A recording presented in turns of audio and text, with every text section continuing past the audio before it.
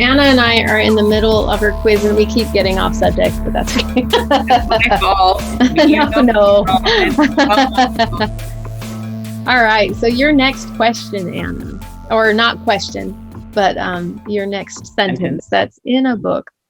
Those who have those who've subsided on anything resembling fast food have had other annoying habits as well. Sounds like Schiffer again. Nope. That's not. Nope. Those who subsided on anything resembling fast food had other annoying habits as well. Was from Lucy, Roads to Hell. Oh, see, I told you. No, that's okay. Now I'm thoroughly embarrassed, and that's okay. No, that's okay. I loved that line because I hate fast food. I try to. Oh, wow. You look all special now, Rowan. Anyway, yeah, no, it's, yeah. I'm not a big fan of fast food normally because I have really specific dietary requirements. And so since I don't know what's in it, I tend to prefer stuff that I have at least a vague idea what's there. So it's the reason I had Korean barbecue the other day because I know exactly what's in that. Right. You eat the meat, stick it on the fire. It's all good. Yeah. So, yeah. Right. And the next one. Oh, okay. Only a few fortunate sunbeams managed to slip through myriad small holes and tears in the ancient curtains, spilling their mottled golden light against the walls and doors, questing for shadows and destroying those they found. The thing in the closet. Yes. I loved that. I loved writing that. I could tell. I could see it. I could see it happening. Because I mean, you know how it is when the sunlight comes through. You know, the curtain isn't quite right and kind of a thing. And I thought about that. And when you're a monster, that light is a bad thing for you. Yeah. Yeah. Yeah. I could tell that you really loved writing that line.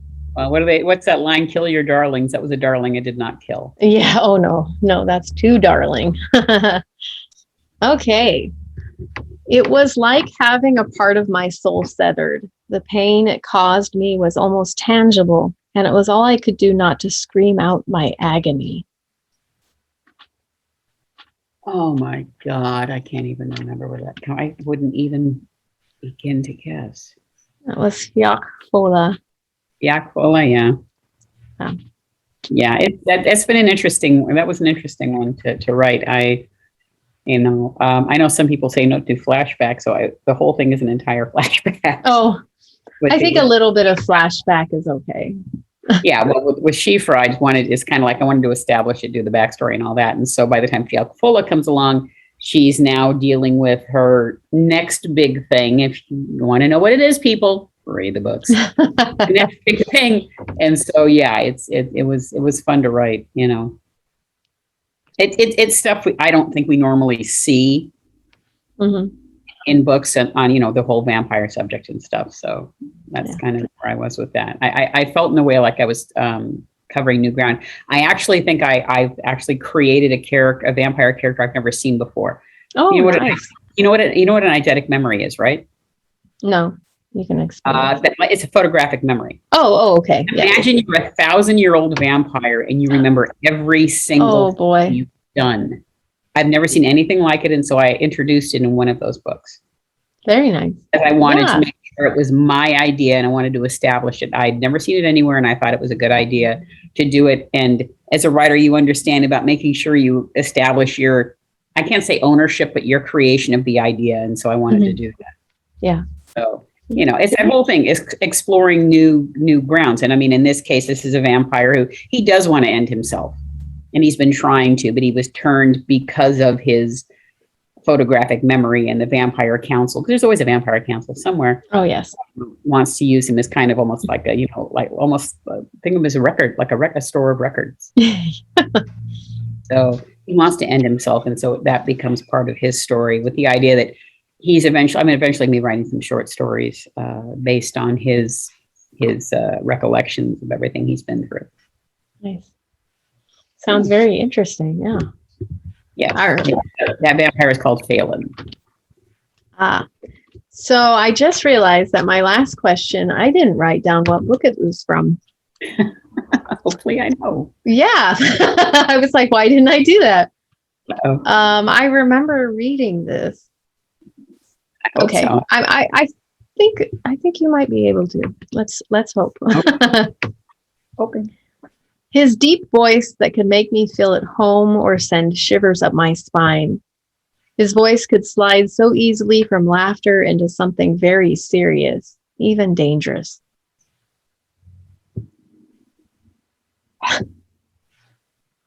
Good Lord, how long has it been since I wrote this one? Oh my God. I must have got interrupted because I didn't write down the title. I can't believe I did that. Things happen. You know how that goes. Yeah. Good Lord. Not that. My brain's doing the whole thing here. Mm-hmm. I don't recall. So, if I remember correctly, this might have been the main. Okay, the main vampire, the female vampire that you write about in. Shira. Okay, so was it who turned her? No, he's an evil Okay. son of a bitch. Oh, never mind. No, Andreas is an ass. He's horrible. It's like he turned her Okay. back. He didn't realize he turned her. He took off, and he shows up later. Like, oh no, you're my turn. You have to come and be with me. And she's like, no, go away. Me don't like you. Go away. All right. Well, fans, you can figure out where that came from. I'll figure it out. Yeah, they'll figure it out. It's from one of your vampire books. Yeah. Now I have to figure out which one. Now that I've written 3 of them, I have to. You ever go through it? You ever reread your stuff later on and go, I wrote what? Yeah. Oh, yeah. And that's what this quiz is all about. It's just to, it's for fun. How much do we retain? How much do we forget? Well, you ever seen when they interview actors and they ask about certain parts and it's like, I didn't remember. Yeah. Yeah. And it's, you can't always expect someone's going to remember everything. I mean, it's, Well, and it's nice if they remember everything, but you think about however many parts they play. It's like Danny Trejo. Someone asked him about something he played. He said, look, I go somewhere, I'm there for like 20 minutes, do my scene, and I move on. I have no clue. Right. Yeah. It's not like us, the fans that just absorb everything. It's a job. Exactly. Yeah. So. All right. Well, that's your quiz. You're being very quiet down there, Rowan. Well, I think Just thinking about it. So that's your quiz. Good job. You win. I don't know what you win, but you win. 3 of 6. A pony, a small invisible pony. A small invisible pony. I'm going to send you a unicorn. Oh, we're going to shift to Rowan. Welcome, Rowan Green. Thank you. Everyone, this is Rowan Green, author of Perchance to Steam, which I love that title. I thought it's very clever. So I'm sorry, go ahead. Say that again. I'm quite fond of it myself. All right. Well, tell us a little bit about your writing. You mean the book specifically? It could be anything, your books or your short stories. You do tend to write steampunk, but I noticed with some of your short stories, they're not steampunk. Actually, the only thing I have that's steampunk is the first book.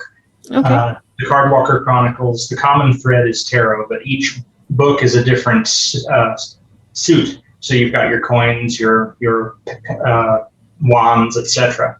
Oh, very interesting. The first one is the suit of cups, and it's steampunk. The next one is the suit of coins, and is clock punk. The third one is wands and diesel punk. And then the fourth one is swords and cyberpunk. Very cool. I like that.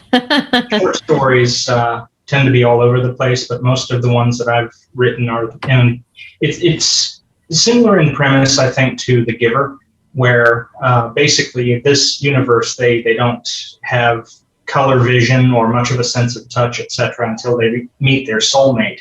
Mm-hmm. And all of a sudden, there's no guessing. It's all, okay, this is the person I'm supposed to be with because I just got my colors. And everybody knows exactly what that means. But those are not generally stories with happy endings. I noticed that. Yeah.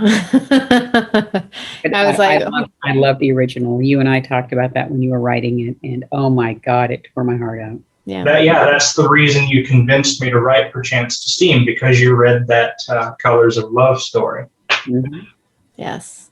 Yeah. And there were two stories that dealt with the colors concept, right? Yeah. The one with Henry, and then the one with the old man, and the throughout their lives. Yeah. Very, very good. Yeah. So are you ready for a quiz? Sure. Okay. No guarantees I'll get full marks, though. Nobody does. That's I the whole. didn't. That's Okay. what I'm finding is that Not even you. You couldn't get. Which book was this from? Not you. so far this is only the fourth one I've done. Rowan, you will be number 4. Anna was number 3. The last person I had did really well, except they got one. They knew what story it was from, but they couldn't remember the title. So, and the person before was the first person I did the quiz with, which gave me the idea to do these because I think they're really fun. He's awesome. If you can read him, he's amazing. Oh gosh, yeah. Oh, just made the New York Times bestseller I was list. about to say, oh my God, I was so tickled for him. Yeah, that's so awesome. We have a lot of awesome people in that writers group.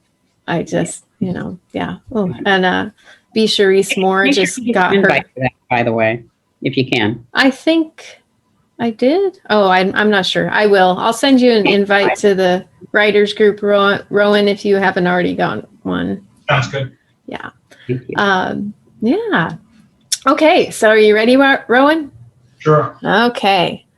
I thanked every deity I knew. I thanked every deity I knew of that my wife was out of the house this weekend. That's going to be the Colors of Love story. No. I can't remember the second title. It's that. Oh, okay. The painting. Yeah, that's it. Okay, yeah.